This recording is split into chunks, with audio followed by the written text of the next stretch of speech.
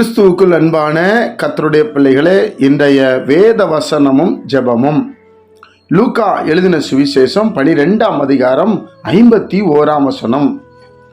நான் பூமியிலே சமாதானத்தை உண்டாக்க வந்தேன் என்று நினைக்கிறீர்களோ?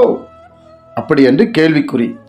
சமாதானத்தை அல்ல, பிரிவினையை உண்டாக்க வந்தேன் என்று உங்களுக்கு சொல்லுகிறேன் என்று இயேசு கிறிஸ்து சொல்லுகிறார். என் அன்புக்குரியவர்களே, என்ன காலை வெளியில் இந்த பிரதர் இந்த மாதிரி ஒரு வார்த்தையை சொல்றாங்க நீங்க நினைக்கிறீங்களா? பிரியமானவர்களே, இந்த பிரிவினை யாருக்கு? அதை நாம் அறிய வேண்டும். லூக்கா எழுதின சுவிசேஷம் 12ஆம் அதிகாரத்துல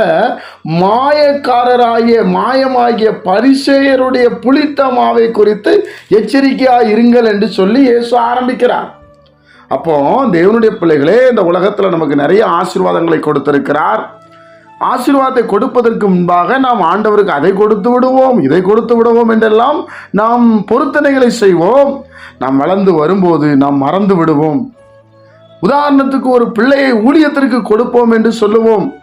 இவன் தேவனுடைய ஊழியத்தை செய்யட்டும், மிஷினரியாய் போகட்டும், இல்லை என்றால் கர்த்தருக்காக ஏதாவது செய்ய வேண்டும் என்று சொல்லி அவன் பலவீனப்பட்டு இருக்கும் போதோ, சோர்ந்து போய் இருக்கும் போதோ, அவனுக்குள்ளே ஒரு உற்சாகத்தை எழுப்பி தேவனிடத்தில் பொருத்தனை செய்வோம்.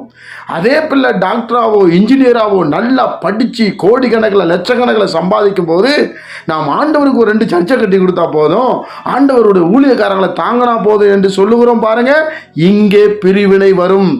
தேவனுடைய பிள்ளைகளே, பிதாவாகிய தெய்வத்தை யாரு நம்பலையோ அவங்க பிரிவினை வரும். குமாரனை யார் குமாரன் தேவனுடைய குமாரன் என்று நம்பலையோ அவங்க வீட்டில் பிரிவினை வரும். பரிசுத்த ஆவியானவரை யார் விசுவாசிக்கலையோ அங்கே சண்டைகள் போராட்டங்கள் வரும். தேவனுடைய பிள்ளைகளே, இங்கே அப்படித்தான் ஆண்டவர் சொல்லுகிறார். ஒரே வீட்டுக்குள்ள 5 பேர் பிரிந்திருப்பார்கள். 52ஆம் வசனம். 2 பேருக்கு விரோதமாய் 3 பேரும், 3 பேருக்கு விரோதமாய் 2 பேர் பிரிந்திருப்பார்கள்.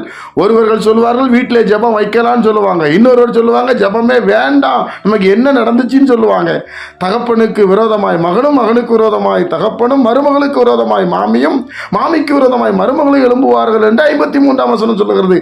இதெல்லாம் எதின் அடிப்படையிலே சொல்லப்பட்டிருக்கிறது என்று சொன்னால், ஆண்டவராய் இயேசு கிறிஸ்துவை சரியாய் புரிந்து கொள்ளாததினால தேவன் நமக்கு சில கிருபைகளை கொடுத்து, சில தாளந்துகளை கொடுத்து, பிரசங்கிக்கிற தாளம், உபதேசிக்கிற தாளம், அந்த தாளந்துகள் மற்றும் ஜெபிக்கிற தாளந்துகள், பாடுகிற தாளந்துகள், ஆராதிக்கிற தாளந்துகள், தேவனுக்கு கொடுக்கத்தக்கான ஆசீர்வாதங்கள் நம்மிடத்தில் வரும்போது நாம் தேவனுக்கென்று அதை பிரகடனப்படுத்த வேண்டும்.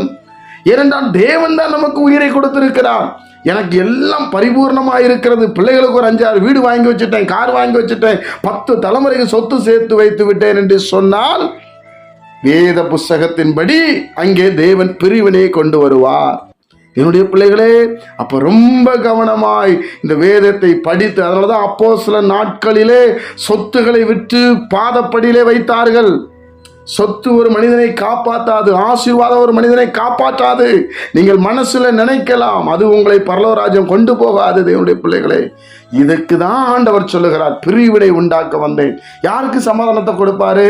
இயேசுவை நம்புறவங்களுக்கு சமாதானம், இயேசு பின்னாடி போறவங்களுக்கு சமாதானம், ஏழை மக்களுக்கு உதவுறவர்களுக்கு சமாதானம், இயேசுவை காண்பிக்கிறவர்களுக்கு சமாதானம். இல்லை தேவனுடைய பிள்ளைகளே, இதை படித்து நாம் அறிந்து கொள்ள வேண்டும். ஜெபிப்போமா? கர்த்தர் நம்மோடு பேசுகிறார். பிதாவே, உங்களுடைய குமாரன் இயேசு கிறிஸ்துவின் நாமத்தில் நாங்கள் வருகிறோம். ஆண்டவரே, எங்க குடும்பத்தில் அப்படிப்பட்ட சுவாபம் இருந்தா இன்னைக்கு மன்னிச்சு சமாதானப்படுத்துங்க. நாங்கள் உங்களுடைய பிள்ளையாய் மாற்ற கேட்கிற ஒவ்வொருவரையும் ஆசீர்வதியும். இயேசுவின் மூலம் ஜெபிக்கிறோம் பிதாவே, ஆமென்.